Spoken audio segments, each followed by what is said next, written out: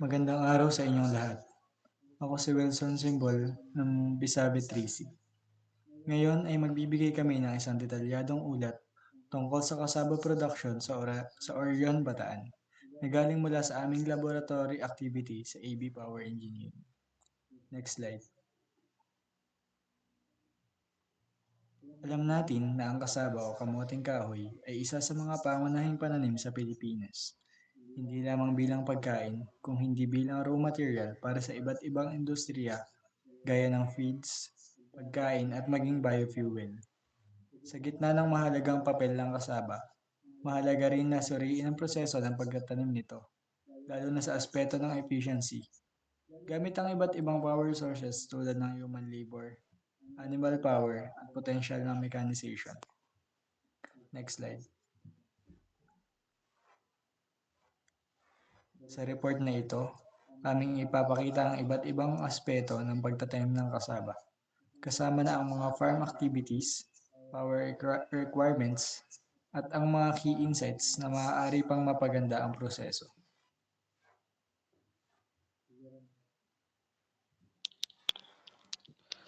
Magandang araw. Ako nga pala si Jerome Soriano. Ang proseso ng Kasaba Production sa Orion ay binubuo ng ilang mahalagang hakbang. Sa kasalukuyan, malaki ang pagkaasa sa manual labor at animal power.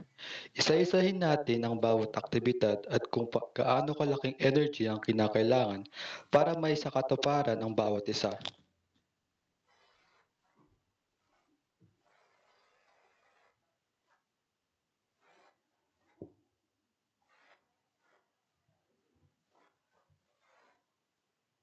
Ngayon, ako si Michael Angelo Cadag ng Bisabe 3C at aking ipapaliwanag yung human-powered kung paano ito i-compute. Sa human-powered generated, ang PG o power generated ay yung lakas o power na ginagawa ng tao. At makukuha ito gamit ang formula na nasa slide na nakikita ninyo. Ang oras dito ay kung gaano katagal nagawa ang isang task sa minuto. Kailangan mo i-logarithm ang oras, ilagay sa formula, at makuha yung lakas na ginawa in horsepower. I-convert ito sa kilowatts kung ito ang kinakailangang units. Ito lamang ay i-multiply sa 0.746.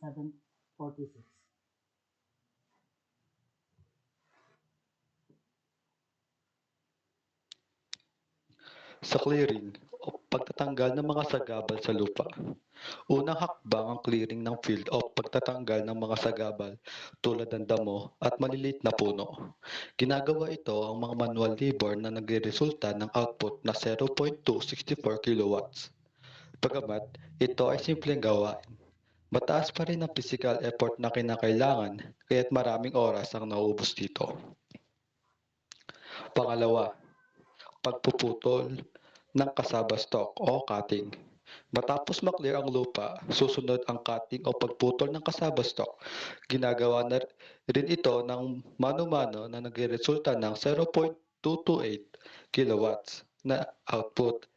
Dahil ito ay human-powered, madalas limitado ang bilis at volume ng trabaho. Pangatlo, planting, pagtatanim ng kasaba. Isa sa mga pinaka-energy demanding na gawain ay ang planting. Nangangailangan ito ng 1.155 kilowatts. At kadalasan, ang trabaho ay inaabot ng ilang araw dahil sa tagal na proseso. Sa manual na pagtatanim, maraming pisikal na effort ang kailangan, lalo sa paglalagay ng bawat cutting sa lupa. Pang-apat, ang weeding o pagtanggal ng damo. Sa mga kasunod na buwan, mahalaga ang weeding upang masiguraduhin walang damo na makakaagaw ng nutrients sa kasaba.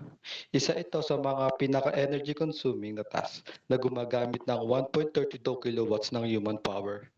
Bukod sa pagtatanim, weeding ay isa rin sa mga nakakamatagal dahil kailangan itong ulitin sa bawat taniman. Panglima, ang pest control and fertilizing o paglalagay ng pataba at pestisidyo. Mahalaga rin, Mahalaga rin ang pest control at fertilizing para masiguraduhang malusog ang ani.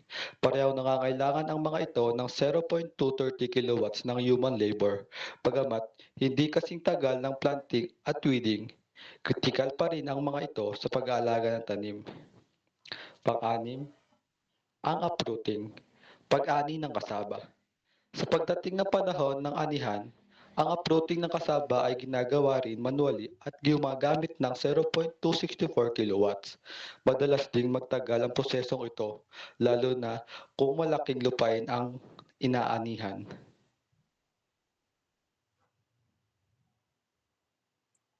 Next slide. Magandang araw. Ako po si JG Acosta, reporter na slide number 6 ng Abitris. Hindi lamang human labor ang ginagamit sa kasaba production. Carabao power ay mahalaga rin, lalo na sa tradisyonal na pagsasaka sa oryon. Ito ang ilan sa mga gawaing nangangailangan ng tulong ng kalabaw.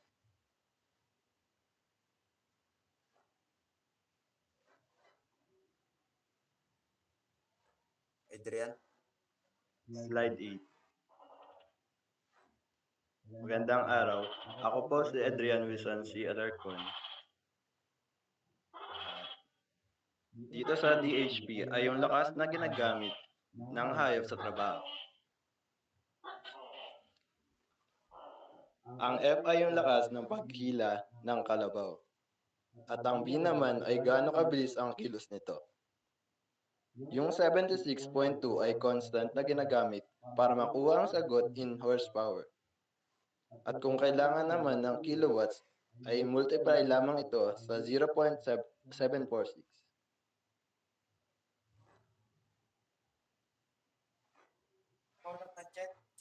Una, plowing. Paghahanda ng lupa or pag-aararo. Ang plowing gamit ang kalabaw ay nagbibigay ng 0.294 kilowatts na power na mas mataas kumpara sa manual labor. Gayunpaman, mas matagal ito para sa mechanical plowing dahil mabagal ang kilos ng kalabaw at limitado ang kanyang trabahuin sa isang araw. Pangalawa, marking rows or pagmamarka ng mga hilera. Mahalaga ang tamang pagmamarka ng mga taniman na ginagawa rin gamit ang kalabaw. Umaabot ng 0.489 kilowatts power output nito. At isa ito sa critical task upang masiguradong tama ang espasyo sa pagitan ng mga tanim. Pangatlo, sorting and transporting. Pag-aayos at pagdadala ng mga ani. Sa bandang huli ng farming cycle, ginagamit din ang kalabaw para sorting at transporting ng mga ani. Nagre-resulta ito ng 0.686 kilowatts. Isa sa mga efficient na task kapag gumagamit ng animal labor. Thank you. Next slide.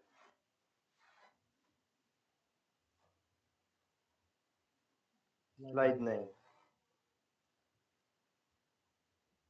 The analysis of tables 4.1, 4.2, and 4.3 highlights the critical role that different power sources, human, animal, and mechanized, play in agricultural production, particularly in traditional farming communities like those in Orion Bataan.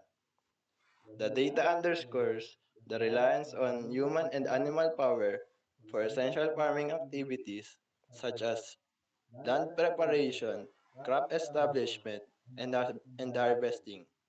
While these methods are deeply rooted in the region's agricultural practices, they are characterized by low power outputs and significant time investments, which limit overall productivity and efficiency.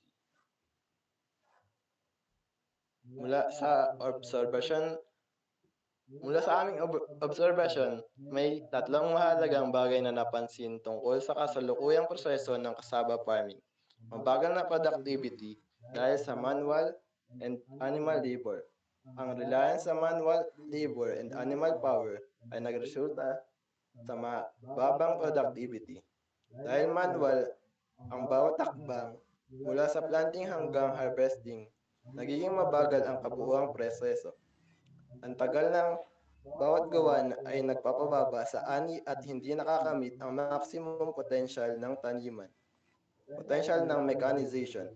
Mechanization ang nakikitang solusyon para mapabilis at mapataas ang produksyon. Sa paggamit ng makinarya gaya ng traktora, mechanical planters at harvesters na ginugugol sa bawat gawain. Halimbawa, ang plowing na karaniwang inaabot ng ilang araw gamit ang kalabaw ay kayang tapusin ng traktora sa loob lamang ng ilang oras. Challenges of mechanization. Gayunpaman, ang mga pagsubok din sa pagpakilala ng mechanization. Una, ang mataas na gastos ng makinarya ay malaking balakid sa maliliit na magsasaka. Pangalawa, ang technical training ay kailangan para masigurong tama ang paggamit ng makinarya at maayos ang maintenance nito. Nangangailangan ito ng suporta mula sa gobyerno o pribadong sektor upang mabigyan ng financial assistance at subsidy para sa mga magsasaka.